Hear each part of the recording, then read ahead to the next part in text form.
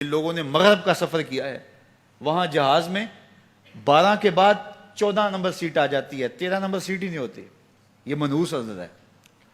یعنی آج وہ کہیں اڑانے بھر رہے ہیں اور کہاں سے کہاں پہنچ گئے ہیں، لیکن یہ ذوف التقادیہ پوری دنیا کے اوپر موجود ہے.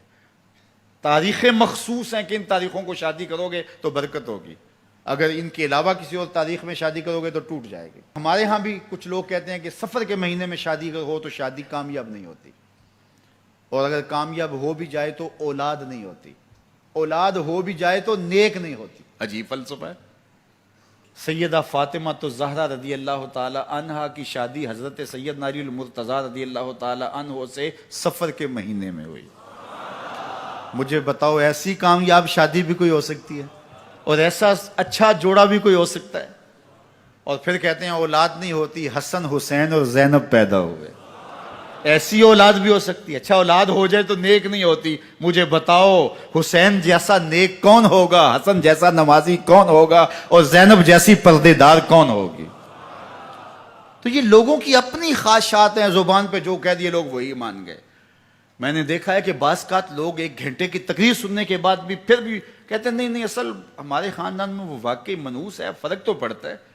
جب اللہ کے محبوب نے کہہ دیا لا تیارہ، کوئی منحوس نہیں ہے، نہ دنوں میں منحوس، نہ ساعتوں میں منحوس، نہ افراد میں منحوس، ہمارے الو بھی منحوس نہیں ہے. تمہارے اندر کی برائیاں ہیں جو مجسم ہو کے تمہارے سامنے آتی ہیں، اس لیے کوئی منحوس نہیں. ہمارے والدین نے بچپن میں ہی ہمیں یہ باتیں اچھی طرح سے ازبر کروائیں اور ہماری تربیت اس طرح کی کہ ہم الحمدللہ کبھی بھی ذوف التقادی کا شکار نہیں ہوئے. تو آپ بھی اپنی اولادوں کی ابھی سے ایسی تربیت کریں کہ ان کا توکل اللہ پر ہو، ان کا توکل اللہ کی بابرکت ذات پہ ہو، اور وہ اسی پہ بھروسہ کرنے والے ہوں. جب اس پہ بھروسہ کرنے والے ہوں گے تو زندگی سوکھی گزرے گی. کبھی مشکل آ بھی جائے گی تو پریشانی نہیں ہوگی کہ دیکھیے کبھی خنداں کبھی گریاں، کبھی اللہ کچھ عطا کرتا ہے کبھی کچھ عطا کرتا ہے. وہ محمود غزنوی کو بوڑھے لوگ محبوب تھے، لیکن سب سے زیادہ محبوب ایاز تھا. تو ایک دن اس نے اس کو خربوزہ دیا تو وہ چٹخارے لے کے کھا رہا تھا. بادشاہ نے چکھا تو وہ کڑوا تھا. کہا ایاز یہ تو کڑوا ہے. تو کہا کہ حضرت ہاں کڑوا ہے. تو کہا پھر تم مزے سے کھا رہے ہو. کہا ساری زندگی ساتھ سے میٹھی نعمتیں کھائی ہیں، آج ایک کڑوا مل گیا تو پھینک دوں.